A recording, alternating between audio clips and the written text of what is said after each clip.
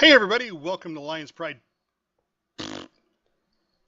Oh, an auspicious Really? beginning. Right off the bat. Wow.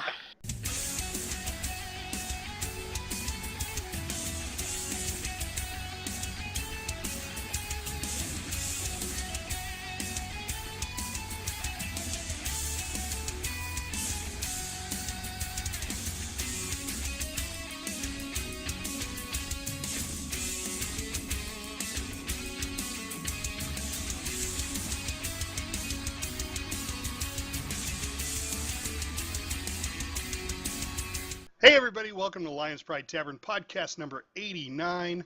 Tonight we find out how we did in this weekend's continuing raid of Antorus the Burning Throne. And we have some fantastical news. Yay. Plus, we have another special guest. They're just coming out of the woodworks. But before all that, let's start off with introductions. I'm your host, Stafford. I play a Dwarven Beastmaster Hunter in the awesome game World of Warcraft. Right, normally I'd say next up is AskJobui, but he's no longer with us.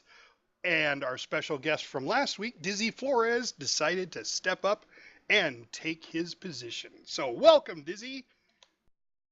Hi, I'm Dizzy. I'm a human Beastmaster Hunter. And then there's Lorelei. Hi, I'm Lorelei, Night Elf, Arms and Fury Warrior. Ooh, flexible. I was Fury on Friday and I was trying to get used to it again, but I liked it. A bi warrior. Nice. I like it. Yes. And Epistle. Hello, I'm Epistle. I play Adrenai, Protection Paladin. Charity is not with us again. She is still pregnant. I think that's going to kind of stay there for a few months. Yeah. So we are actively looking for a replacement for her because she wants to go on baby leave, which is understandable. I get it. She actually hasn't raided with us in the last couple weeks, right? Yeah, I think so. Yep. So, but our special guest here tonight is Ant. Hi, I'm Ant, your Night Elf Mistweaver Monk. Yes, I think this is the first Mistweaver monk that I've played with since SOO. You know, he's also our only one-syllable tune name. That's true. Yeah. That's true. Yeah. Hey, when I bring my rogue Bob in, we're good. Bob. What about Bob? I cannot believe he got that name too. Yeah, I know, either. it's just amazing. Unreal. So how's everybody doing this week? Not bad. Anybody? You know. Not bad. So for us Americans, we have a 3-day weekend. Yep. Are you guys doing anything special, or did you? No, I'm not going to do anything special tomorrow. That's going to be my just take off and do nothing day. Cooking burgers and hot dogs tomorrow. Oh, what time are we coming over? Cooking burgers and hot dogs yesterday. Yeah. I'm well, actually Oh, go ahead, Ed. I'm actually working at my second job tomorrow. Aww. Well, that's not fun. Unless it's a really fun job. I suppose. It is. I actually work at an amusement park, so Oh gosh, you're going to Yeah. be busy. I mean, wouldn't that be amusement park or working at the movie theater? I think would be two secondary jobs I could care less about having. Worked at a movie theater through high school and some of college, and I would not recommend. Why is that? It's a very thankless job. Well, yeah, most customer service jobs are. Granted, I did see every movie that came out for like a 7-year period, so it has that going for it. Exactly, right? I mean, and you would watch it free, don't you? Of course. Yeah. But he had to clean up afterwards. Well, There is yeah. that. Yeah, that's true. Remember, teach your kids to pick up their trash.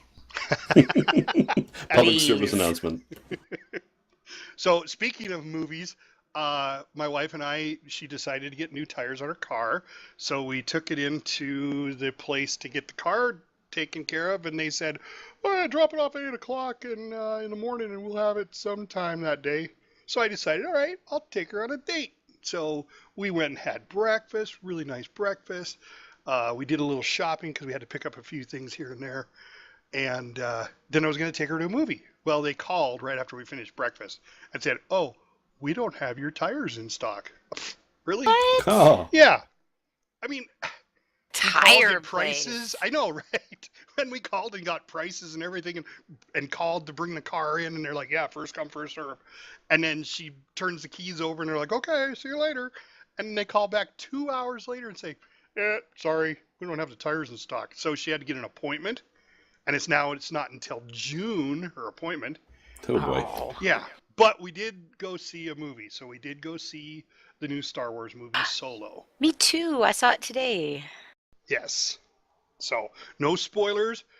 I thought it was good. I'm not saying it was excellent. Nope, Not it like wasn't Rogue excellent. One. It wasn't like No. Rogue One. Rogue One, excellent. Solo, it answered questions, but it also caused a lot of questions. Yes. And that's as far as I'm going. So if you're not a big fan of Rogue One, I'm asking for a friend. Would you therefore really not like Solo? No, they don't compare. They're different. Yeah, they are But different. I liked it better than the most recent one, Last Jedi, but I didn't like it as much as Rogue One. Yeah, but The Last Jedi is a continuation of the series. Doesn't mean I Where- had to like it. Well, that's true, but Rogue One and Solo were fillers. So It was okay. I don't know. It's a good background movie. Yeah, I mean, if you want to know how Han and Chewie met, go watch it. Yeah, that. Go Han, watch it. who's Yep. Han? Or Han. Han. Well, they called him Han, right? Yep. I'm yeah. choosing to gloss over that. Well, it was funny because I play with a group of guys on the East Coast, and one of them is very anti-Star Wars. Just everything he can pick and just pick it apart. And he really liked Solo, and I was like, "Oh wow, then I'll have to go watch it if somebody who doesn't like the regular Star Wars movies." And then I got there and I was like, "Yeah, it was okay. I don't see what he saw, I guess." I thought it was great world building for the whole Star Wars universe. But Oh, that's very about it. true. Very true. Yes. Yeah, but that's where there's some timeline issues though too. Yeah, very true. Very true. Yep. Because we won't go into that. We need to get to Ant. Yes. So, Ant, we got a few questions for you that we ask all of our special guests. When did you start playing WoW? Since what expansion? I actually started playing about the week before Wrath of the Lich King came out, and essentially my cousin was like, "You have to play this game. Let's play this game and come and raid with us." So that's more so when I got into the game, and I've been playing ever since up until Draenor. I took a break, and now here I am. Awesome. Awesome. And how did you come to find this particular raid group? Well, the infamous Tap is one of my coworkers, and she basically told me that they needed a Shadow Priest. So I decided that I was going to make a Shadow Priest. Didn't really like it, and then all of a sudden found out that no monk was in the raid group. So we decided to level monks together, and that's how I became the only monk in the raid. Oh, wait a second. Let me get that straight. You leveled a monk from level 1? No, from okay. level 100. Okay. All right. It's like, wow, you were dedicated. And Tap did that with you? Not a chance. Nope. All right. So, third question. What is your favorite mount, pet, or toy box item? And why? My favorite mount would actually be the Violet Spellwing, only because it's a sense of accomplishment to get AOTC on this expansion. It was very hard, so it's been my favorite mount this expansion so far. All right. Yeah, cool. Yeah, I haven't got that one yet, but one day. So is there Next Friday. There you go. Is there a story behind your name? It's actually my real life nickname. Okay. So you really went all out on a stretch there. Pretty much. So now I want to know how you got your real world nickname. Well, I mean, if we want to go into real names, then I could tell you, but we don't. So we're gonna stick with Ant. Okay. Yep. Well, that's cool though. I mean, there's everybody's got their own little quirkiness behind their name. Like Fafford is from Fafford and Grey Mouser. If you guys ever read those series, that's where I got that from. Never heard of it. Never. Yeah. So I'm going Yeah, to theorize now. Ant's real name is Antorus. So from now on, that's what I'm going to have in my mind. Perfect. Nice. All right. Well, at this point, we have one fan-asked question, and it's for Epistle. So I'm going to let you read it and answer it. Sure thing. So we got a question from Antorus, and it was at me and saying, do you have a favorite pally tank resource? Now, I had to puzzle a little bit what you meant by tank resource, whether that was things I use to refer as a pally for things like talents or so forth, or builds, or whether it was maybe an add-on in the game. And so I'll just point you in the direction of a couple of my favorite websites.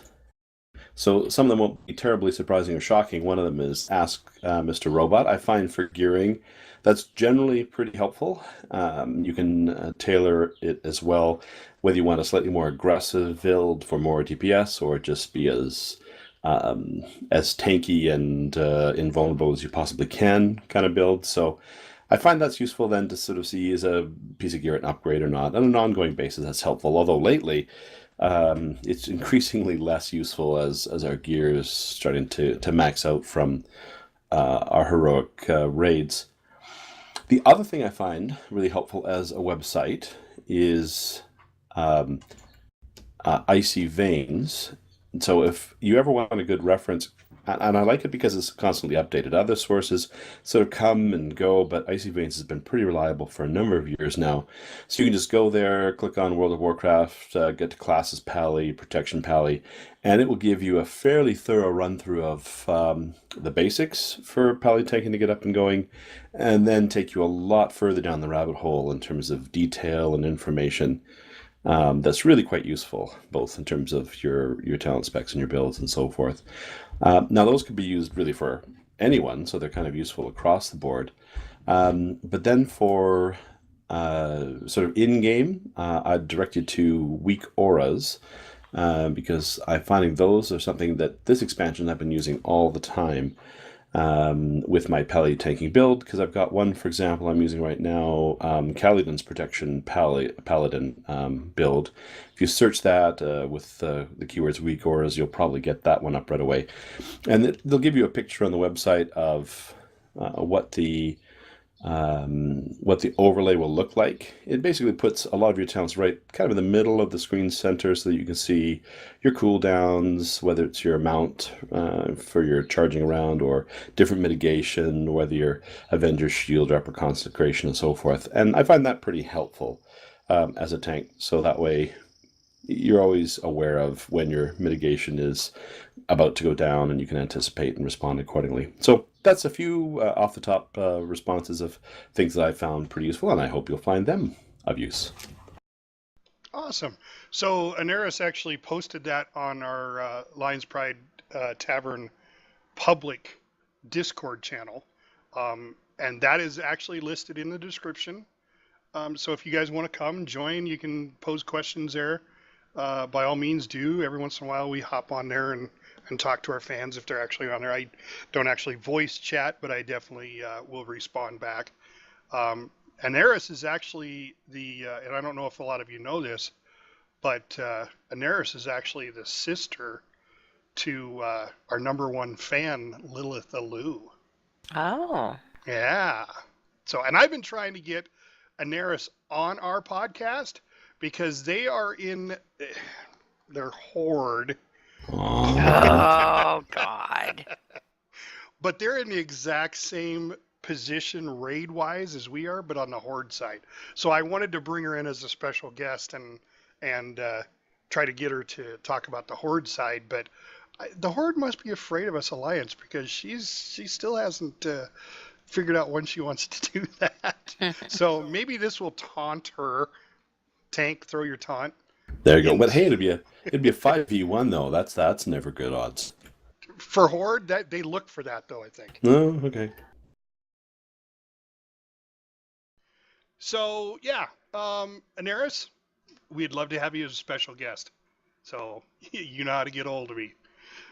All right, so moving on, how we did in this weekend's raid. Now, I wasn't there Friday, so I have absolutely no idea how we did or what we did. And since JobUI isn't here, Epistle's going to take over and do Fridays, and then Dizzy's going to do Saturdays. So, Epistle, take it away. Okay, well, Friday, we did the usual clearing out of Guidotti World Breaker, and then zipped along quite happily to Agrimar. Now, this is where it gets interesting. It felt like we had a comedy of errors going along. We didn't have JobUi calling things out. I'd made two discoveries. One is that we have a highly skilled group of players with a lot of opinions and experiences and takes on a fight and what it's going to take to be successful. And I learned that because without having somebody who's making the central calls, everyone wants to chip in and chime in. So it got very interesting for a while there. Again, some great input. It wasn't for lack of knowledge or skill, but people were emphasizing different things and different takes on it. But we needed that sort of central kind of voice for running things. When I tried to call even just the stack up, just to add up one more piece and take that one extra piece of the puzzle, I found out that I couldn't both keep my channel open and move and do all the things I needed to do simultaneously. And we wiped once or maybe twice because I couldn't get the sequencing with that extra task involved. And so that was just one of many of the sort of the comedy errors that were going on. So we tried a number of polls then. And didn't go amazing. But we have to say, though, kudos to Aqua. She stepped up to coordinate the ads and to be releasing them, and was doing, I think, really well. Although it's a learning curve, so it'll be a few weeks, I think, to have her mastering it. But she did a terrific job, and I'm always impressed when people step up to take leadership. And then from there, we decided this is just not happening, so we then switched over, I think around break time, just before, just after, and then they went on to Argus, and I was thinking it might be a little more difficult, but we actually had several really good pulls. Had to work out some of the mechanics and remind and fine-tune some bits. But overall, it was looking like we were actually making some progress, and it was quite encouraging. So it made sense for us to then continue on Saturday with Argus, and that's where I pass it on to someone else. Yeah, let's have Dizzy take away Saturday. Saturday we got up to Argus and we started, and Stafford mispulled every other pull the whole night. Well, I didn't do the first one. And that's enough about that. So we had a couple of okay pulls before the break where we got below 10%, but we were just having problems with the blights in the first phase, and then in the fourth phase, issues with people standing at swirlies or the bomb being in the group and wiping the raid. And there was, in couple of the third phases, we had issues with managing the interrupts of the ads, and it was just kind of a mess. It wasn't bad, but it was a little bit of a mess. After the break, we started having Mommy take one for the team in the fourth phase and collect the orbs when she was dead to get Titan Forging so that we would get a DPS boost for the final push against Argus. And exactly a half hour before the end of raid time, we got our first kill of Argus. Oh, wait. Listen to this. Listen to this. I recorded it. 10 seconds. Give it all you got. Come on. Do it. Come on. Yes! Yay! Yeah! Nice! Congrats to everybody. It's awesome. Very nice. Isn't JobUI gonna be pissed? Yeah, he is. Really sucks about that kill. We were like 0.5 seconds from Berserk. Yeah, Yeah. but that's close But enough. We did it. We did. did That's it. the amazing thing. Wasn't that cool? Ha. we got Just there. just a little bit of excitement. Yes. Wish I was yelling when I do. Oh. And, geez, I don't know how many of us got AOTC, so that was fantastic, too. Yeah. And then I went and got my new mount. It was fun. Oh, see? It's That's very what I was shiny. saying. I got AOTC now. I just got to go get them out. I didn't want to blow it at the beginning of the podcast by saying, I felt your reserve. Yep. So, yes, and I have a couple of things to add about this. So, Dizzy was absolutely correct. Now, I didn't make the first pull mistake. Uh-huh. That wasn't me. No, I did the second and the fourth and then the final wait. one. Which one was Oh, when yeah. our healer shift to a bear and growled? Yeah, that was tap. Yeah. That was tap, right? Oh, and that was He's the been other thing I practicing with forgot the to bear. mention. Our final pull and the kill of Antorus, Stafford mispulled, and so Yes, Mhm. I none of did. us had pre-pots, and we still Nope. got him down. And I was live during the entire fight. I didn't die except for the time everybody dies. I was up the What? whole time. Yes. What Wow. madness? Now, Drock did say when he looked at the logs, he said, "Oh, look, we were 0.5 seconds away from the boss going berserk." That's okay. We still made it. Yeah. Still Yep. did it. Just like in the recording, I just, hey, we did it. Yep, I actually had a cooldown ready to go too, so I might have survived a second or two. So we might have been able to buy enough time. And Durag was up, so it would have gone for him next. So the DPS could have taken those last few bites, and it could have been messy. But to end with a tank standing, that's amazing. Yeah, well, I was about ready to say it's like horseshoes, hand grenades, and final bosses. Close only counts in. No, it's horseshoes, hand grenades, and tactical nukes. Oh, yeah, that's right. God, I can always forget that one. So, yes, congratulations, everybody. Well, I guess, except Lorelei. She wasn't I there. know. Oh. D&D night. The one night. One night a month, and I knew I was going to miss it. And we even adjusted so that it was easier in the melee, just for you. And you weren't Aw. there. Oh, well. But It was a good suggestion you made last week, so we did follow up on that. Thank I you. wanna- And I'm telling you, as a melee, I appreciated that a lot. So a small comment on it. So we hadn't been stacking up tank on tank. We'd sort of been offset about 45 degrees, which meant that his cone was a little wider, but then we weren't taking shots from each other. What it meant that with all the other mess going around at that phase in the fight later on, people were taking more damage. And so by just alternating, which we just found a workaround for, it made Melee's life a whole lot easier. It also makes the healer's job a lot easier in terms of the melee taking that amount of damage as well. Yeah, So- because some of them like to stand on the side of the boss, I've noticed. Yeah, that was another thing I was thinking about was I've noticed that people are doing the creeping up again without realizing it. And even some of the ranged heals are starting to creep up behind the boss too much. I'll And they're- admit they it, as step ranged, over I into his pretend that I'm hitbox. melee in this fight. Just stay All right. away from other things. So, one question, since Ant, you're kind of our healer for tonight. I think we had one more healer than we normally do when we try to pull this. Were you running out of mana as fast? Did you notice? Yes and no. The fourth phase isn't as bad on the healers because we get all of our mana back. It's the third phase in which we're struggling because of the cosmic beacons, because the amount of damage that's actually going out is just so significant from one cosmic beacon. So mana in that phase is probably the hardest, I would say.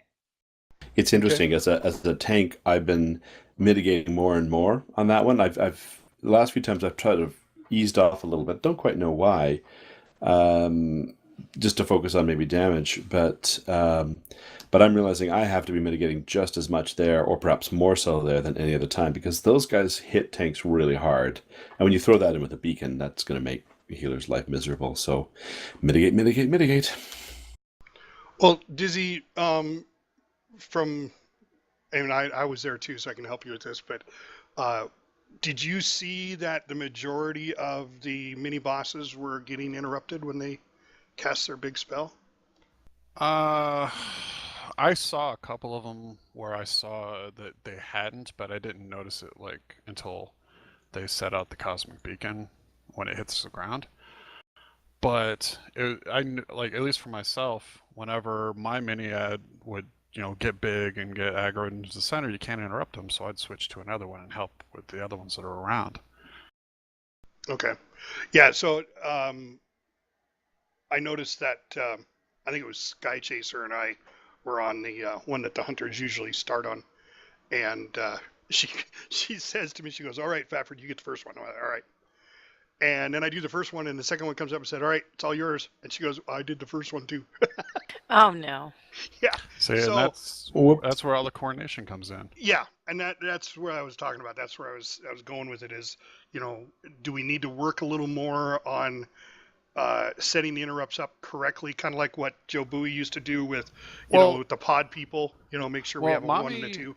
Mommy had gotten and set up a pair of people for every one of the ads to do interrupts, and probably half of those groups, you could hear us talking to each other before the fight, saying which of us was going to go first, which was going to go second, and coordinating that. But on the same token, about half of the people, you didn't hear that in Discord. Yeah. So they may have been whispering each other, but they may not have. I don't know. Well, we'll make more of an effort on it. I was whispering. Milan and I were whispering each other. Okay. Yeah. There was a lot of talk Friday night. There was so many people talking over each other that it was oh, that's got to stop.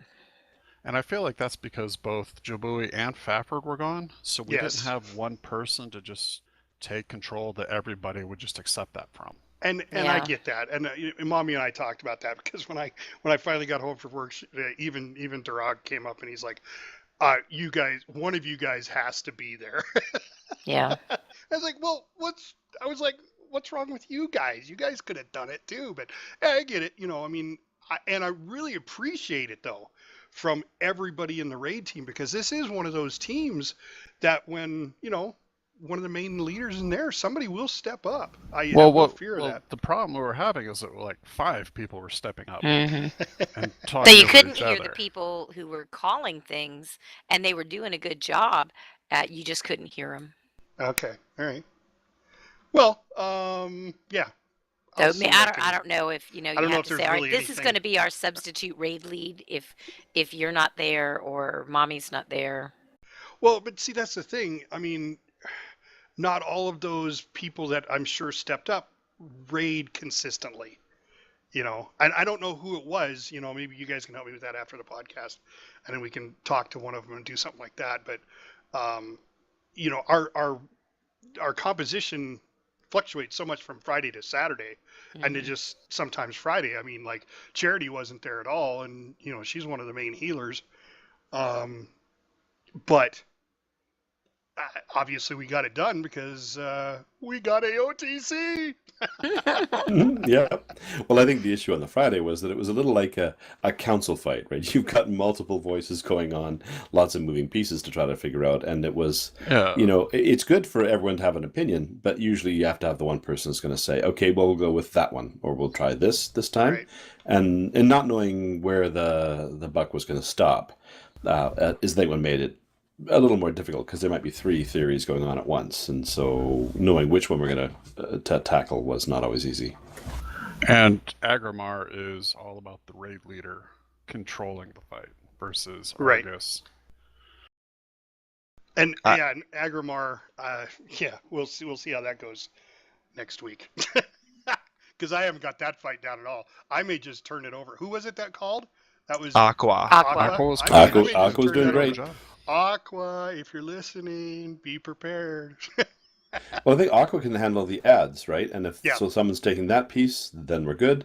But then we'll need somebody who's calling the stacking up and giving some of the heads up on a few of the phases as they're coming. Sure. We and had that- Faye. Yep. And Mhm. Faye can do it, or I should be able to handle that. I have not done the ads, which I'm sure there's probably nothing to it, but I'd hate to be experimenting with it as everybody's going, oh my God, what's wrong with him? Well, They do Jabui that took a few now when weeks I to fall. figure that out, though. Like Jabui took a couple weeks just to get the rhythm for it and trying to figure out what the Yeah. sequencing is. So it's a trick to do that Yes. right. So if she's got it down, my hat's off to her. Oh yeah. All right, so let's talk about Argus, because Argus is one of those that I think there was a couple of key things myself that we changed that caused us to get it down. But I want your guys' opinion. I have an opinion on how we should talk about it. Okay, Let's just go by phases and talk each phase through. sure, That's so But- logical sequential. yeah. So, Hey, all right, sure. Phase 1 with the Cone of Death. What changes? What slight? I know they were all slight, but what slight changes did we make? Epistle from a tanking. Did you make any changes at all?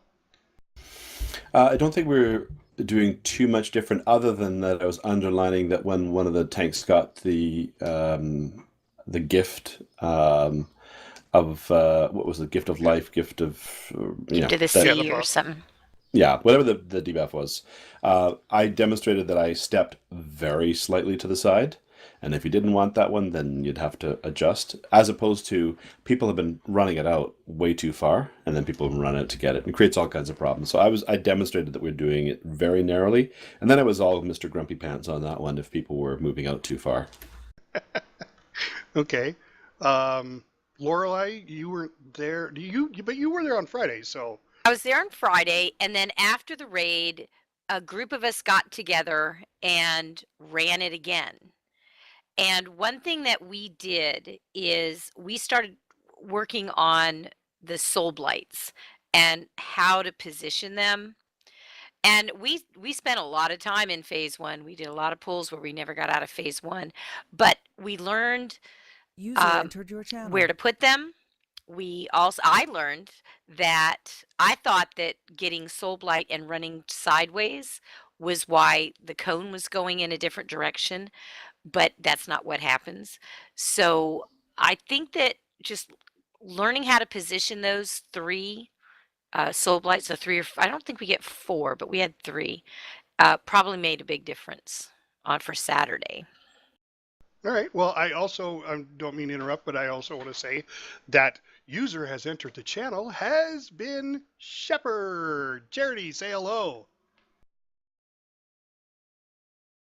When you just feel like you need to say something, but you don't know what it is, and you don't know how, and you try really hard, and you just can't express your thoughts. That's Shepherd right now. Although I'm sure somewhere else on the planet she's going, nah, you're a I feel like she's really User angry. disconnected from your channel. See, there you go. Whoops. That's all right. All right. Well, we'll see if she gets her issues worked out. I'm really happy that she stopped in just to say nothing. But yeah. So where were we? We were with Lorelei. So Yep. Ant. Phase 1. Phase 1 really doesn't change for the healers because it's kind of almost like cut and dry. We're just trying to keep everybody alive, but once they kind of go into the Cone of Death or a Soul Blight, it's really cut and dry. You're either gonna live or you're gonna die. We can't heal you through it, so phase 1 is essentially the same for us. It's not gonna change. Well, I do know that from the very beginning, Jobui's always said that if we didn't get everybody through except maybe 2 to 3 people, that we wouldn't make it. Now, I honestly want to say, on the last poll that we got AOTC, we had 5 people down in the first phase. I remember there being Yeah. 1 healer down. Were there 4 DPS too? Yes. I Now, tend where- to agree with Jabui on that one, though. That's just a good rule of thumb for it, though. It is a good rule of thumb, yes. But yes, we had, 1 healer and 4 DPS that went down. Were they, and I asked that delicately, were they higher or lower DPS? you know, they were up there in the DPS range. Okay, and did we bring anyone up? I can't remember. I think we We held did. off though. We did. We Don't brought remember. Mommy up. We brought Okay. Mommy up because of her interrupts for that That's right. third phase. Oh, yep. You're right. So, all right. So, enough of phase 1, because that one, if you just pay attention and I found one of the things that works for me as a hunter, and I'm just going to pass this along to all the other hunters out there that may be doing it. Anytime I got the Soul Blight and I had to run back, I immediately bubbled, because it seemed like every time I got it, the Cone of Death would come too. So that way I could at least live through both Soul Blight and Cone of Death far enough to get, because you go back and the Cone of Death gets wider, so it takes longer to get over there. And I'm going to throw a slight disagreement in that. And that if you do it too early, you're still kind of screwed, because Soul Blight and then Cone of Death come. There's enough time where your turtle could fall off before you get out of it. Yes, it can. I'm speaking from experience, because I did it way too early. But when I figured out, if you do it as it's counting down, if you get right at that 1, and then 1 where Soul Blight's going to drop, cone or turtle right then, if Cone of Death happens to come, you've got enough time. Unless you go way back. You don't want to go way back. But just far enough so you're not dropping on top of everybody. There's one thing in that phase though that puzzled me, and that is that we actually got better at it in that we weren't filling up the whole floor. Like the first number of pulls we had Friday and then again on Saturday, we were up to 3/4, and we had to kind of fudge it as tanks to try to get enough room, because the whole room was filling up. Partially it was because the cones weren't lining well and they weren't spaced out as well, but also it just felt to me like we just weren't cranking out the DPS, and somehow that we was were a at the end. I DPS don't know issue. why. Yeah, so why was it that the DPS was doing so much better later in the fight than earlier? I'm curious. If I had an answer for you, I would let the whole raid know, but for some reason Friday night we were lacking in the DPS for that first phase, and I can't explain it. Well, and they're good, and that's group composition. I mean, it is different. Friday, we typically get more of our newer players. Saturday, we get a lot of our heavy hitters. I do know, I think it was Mirman Formir that brought in a heavy hitter, Forky, which I don't think he's ever run with us before. He's part of their other raid group. But, to be honest, looking at the damage done by him,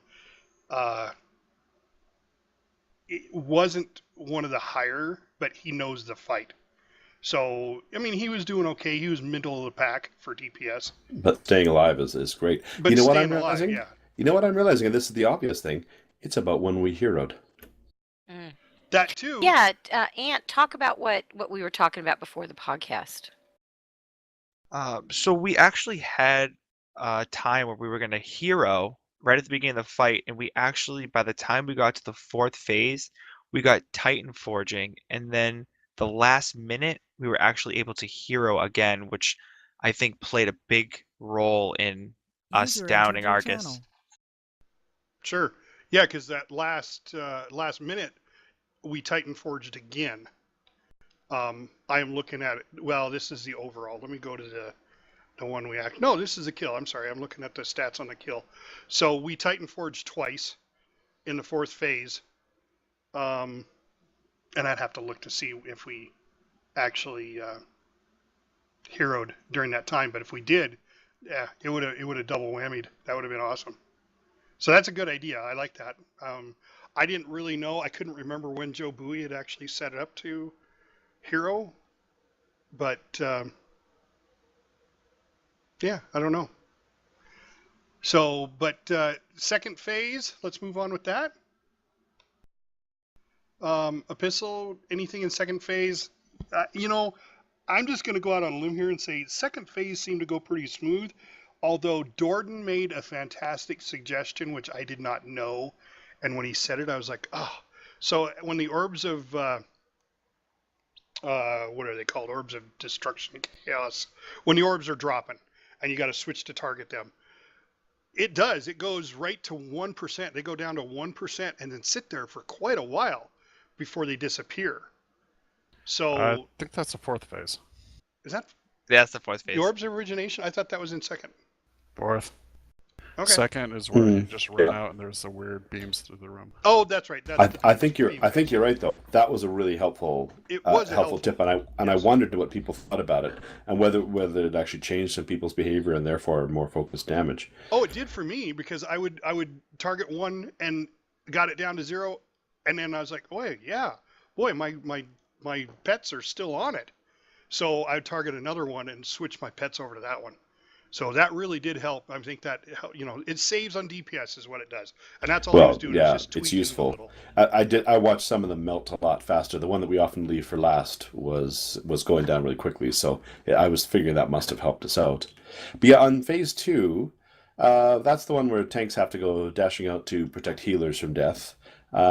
One tank who shall remain nameless but isn't part of the podcast might have been doing it correctly, and the one involved in the podcast might have blown it once or twice. Well, yeah, but we won't mention that. Well, no. Yeah. But Sorry, the one, Ant.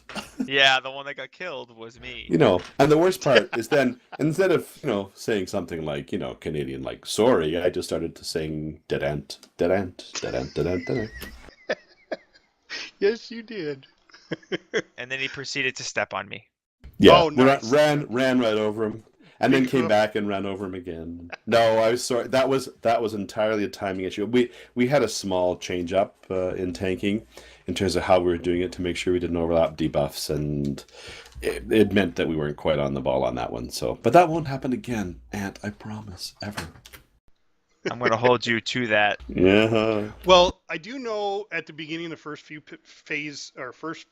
polls of the phase, people were saying, I think we're too close to the bombs for the star marker, which is the one next to it.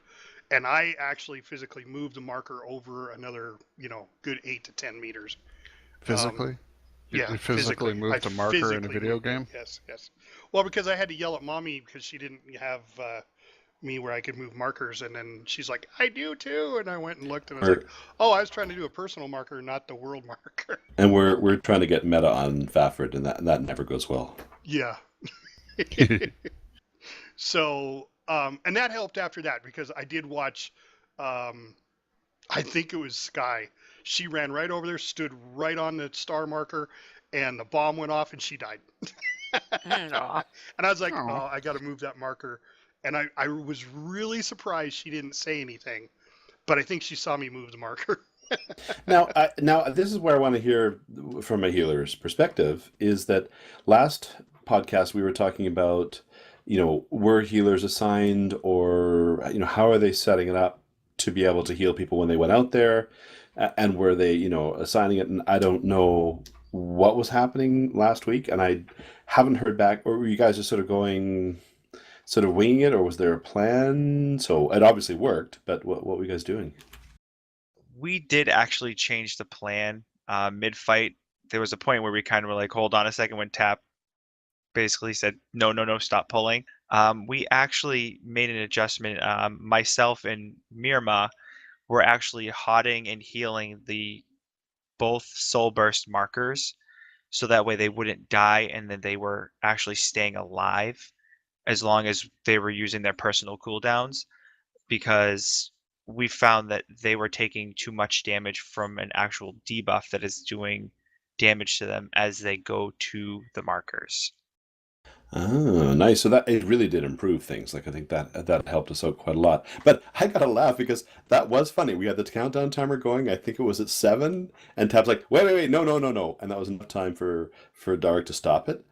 And then you get the sense that Tap was suddenly realizing she had the power to stop a countdown, and that power went right to her head. User entered your channel. She tried to abuse her power the second time too. But we ignored her. Yeah. So third phase, I think third phase did really well. I really want to get on to fourth phase, because fourth phase is where I think one of the biggest things that we did made a big difference, and that was the Titan Forge, where Mommy sacrificed herself the entire time until she got 20 of the orbs collected, and then we Titan Forged. Then she came back. Because, boy, you look at the meters compared this week to last week when we didn't Titan Forge to did, and our DPS is a lot higher. You know what? I don't think we've explained what the Titan Forging is on the podcast.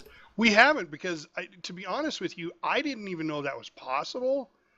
And the first time it happened, I was like, oh, man, my numbers really jumped up. Yeah, that's helpful. So, yeah, Dizzy, you want to explain what Titan Forging is and how we did it?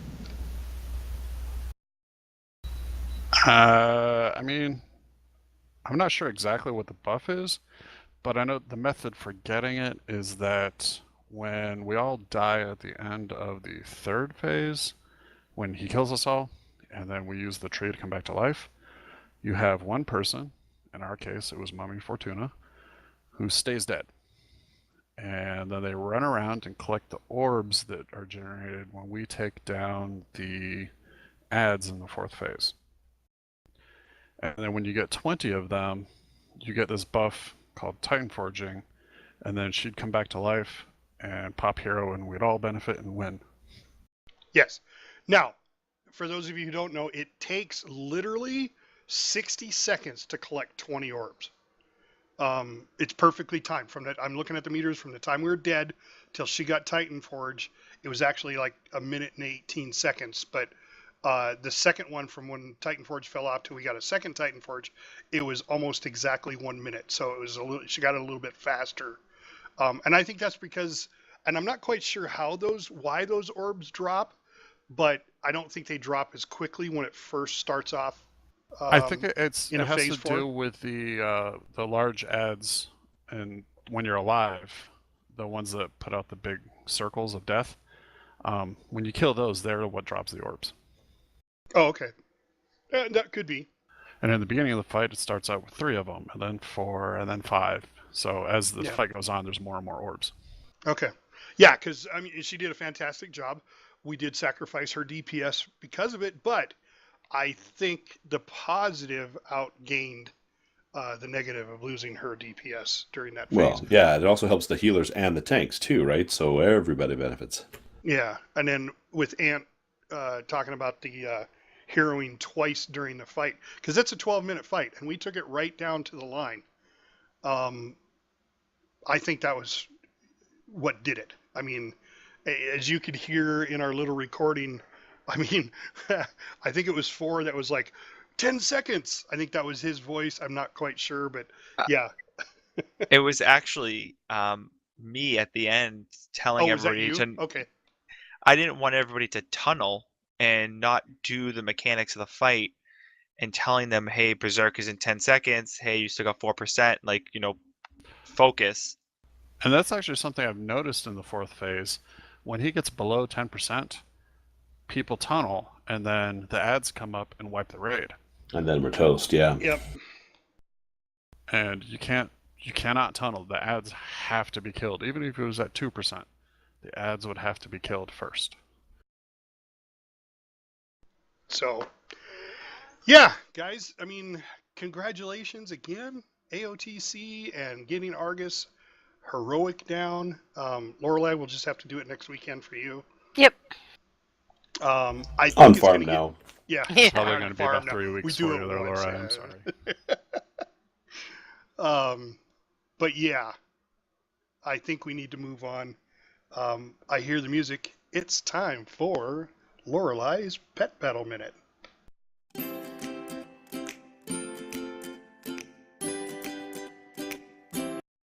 Hello, Pet Battlers. I talked to everyone about new achievements coming in BFA last week, and there's some more specific information to share. The battle for Zandalar and Kultiris will reward you with a laser pointer toy for completing 20 world quests on both continents. Finding one of each new pets on the same continents will earn you the Battle Safari achievement and a Dreadlock Leacher pet. The How to Keep a Mummy is unlocked as a Mythic Dungeon achievement, and your reward will be Mimi the Mummy pet. Developer Jeremy Fiesel keeps cranking out those new battle pets. Last week's count of 80 has seen 8 more added, and he hints that there are more to come. There's also been clarification on the new pet charms coming our way. All pre-BFA charms will become shiny charms. No need to keep saving up the current charms. Go ahead and use them to level up current pets and buy vendor goods. Polished charms will be rewarded from new BFA content, and Giada Goldleash and Dalaran will be using those charms for her upgrades and pet items. The Pocket Pet Portal item, which was the reward from completing 30 world quests on Broken Isles, will become available from the pet vendor so that new pet battlers won't have to farm Legion content for this pet. Another good reason to use all your pet charms is the ultimate battle training stones will increase in price from 45 to 60 charms. And lastly, hold on to your hats and helms. A new animal has been spotted in the beta, and no one's sure if this will be available as a hunter pet, battle pet, or mount, but I'm keeping my fingers crossed that we get it as a mount. It's an alpaca, and it's so adorable. I want one right now for my gnome to ride on. Blizzard artists are really putting everything into animals this expansion, so keep doing those pet battles, and I'll pass along more info as it comes in. And now, our newest minute. Want to sell my blue axe?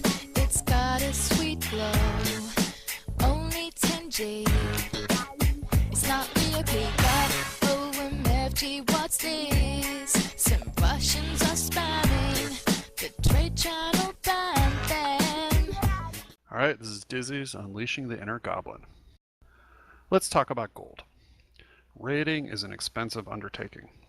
I'm going to break down what this weekend cost for me on our realm. Some of these costs can vary by realm, whether it's high or low pop, and by which professions you have. For me, the total was 20,784 gold. Let me break that down.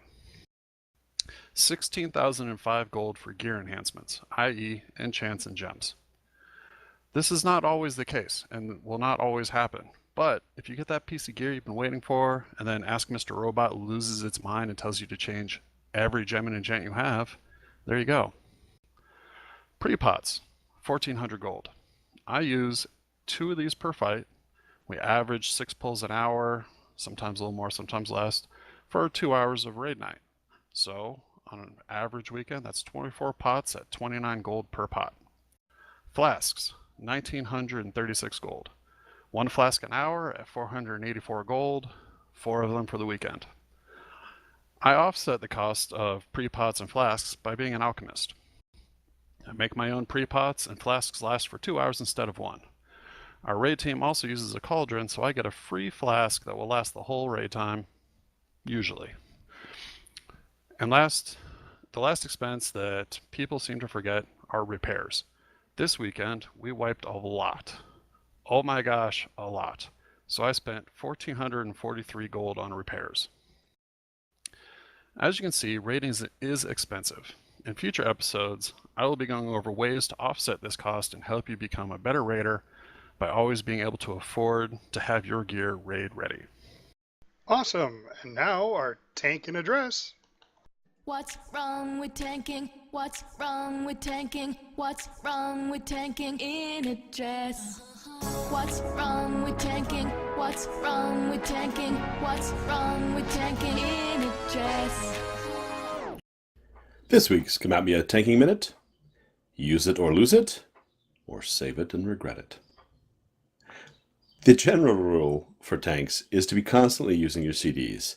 It's wise because it cuts down on incoming damage, saves healer mana. It avoids you having kind of spiky damage where you suddenly take big hits because you're anticipating incoming damage and using it all the time. And so generally, that's the great advice that you should always be using. However, there's also this save it or regret it. On a fight like Argus, you're going to take punishing damage. There are those bosses that are simply going to hit you like a truck. That's when you kind of dip into your gambling inclinations. With Argus, there's kind of a scaling damage. You start off getting hit hard, and it keeps getting worse.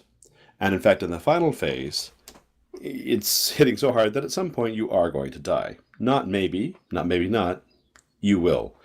It keeps on stacking up, and eventually you're going to die. Not will you die, when you die. So in that case, what you want to do is, this is where the gambling comes in, you want to do all your regular mitigation, but save your cooldowns for a little later in the fight, because you're going to take some big hits, but the healers can keep you alive, usually.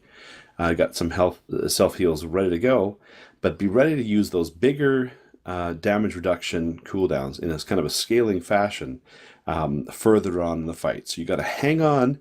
There's the risk you might go down of getting hit too hard and not enough heals.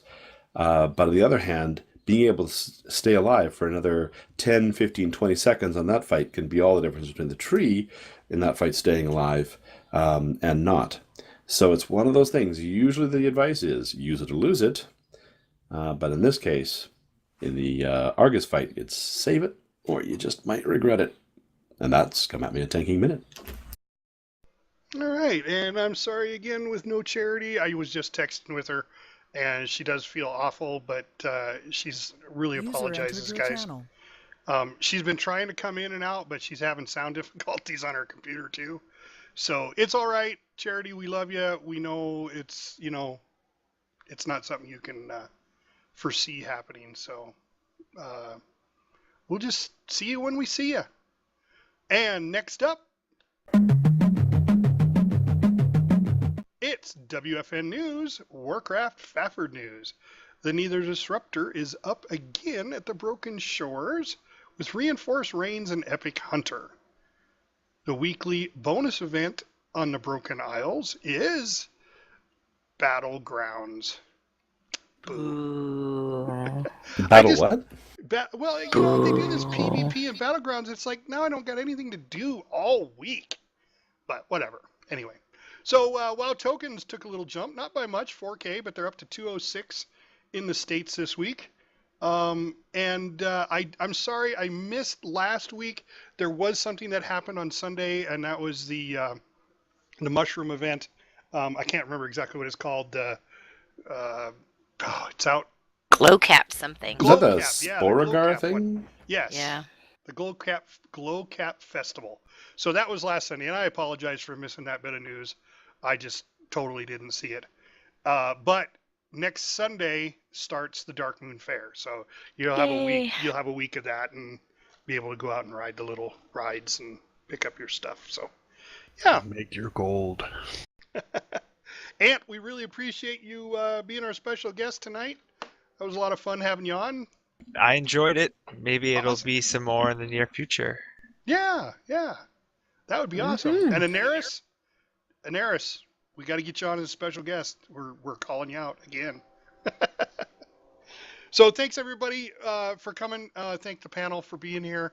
And Dizzy, thanks for being our newest panel member. Why JobUI is out enjoying the summer with his family, which is way understandable. Have you guys seen his garden? Oh my gosh. Mm-hmm. It's getting just bigger. growing. So I went out to just because I had to bring it up. I went out to my garden and I hadn't planted it yet. And I was like, God, JobUi's got his going. I got to get mine going. I walked out there and I have lettuce that's from last year that's just taken off. My whole garden's covered in lettuce. So I got lots of salads this year. I couldn't believe it. I checked it last week. There wasn't a thing growing in my garden. I went out there and they're probably 6-8 inches tall. It's all that sunshine and rain we got. Nice. I'd love to do some container gardening. Well, All that's I know what I is do. I have the opposite of a green thumb. Me too. But if I plant it in the ground, the rabbits will get it. So. I did a bit of farmer's market gardening yesterday. It was great. That's always a good thing. Yep. All right, so we're going to call it a night. Thanks, everybody, for coming. Thanks, all of our fans, for listening. I want to thank Charm for all of her beautiful music. Please go visit her website and her YouTube channel. Links are in the description below. Plus, I don't have to say BenSound at bensound.com anymore, because that was JobUi's little thingy. So we will say, Vincent Moretto, thank you for your heavy metal tavern music at the beginning of the podcast. So thanks, everybody, coming. We'll see y'all next week. See ya. A pleasure as always. Bye. See you later, guys. I kissed an orc and I liked it. The taste of his Bulgor chapstick.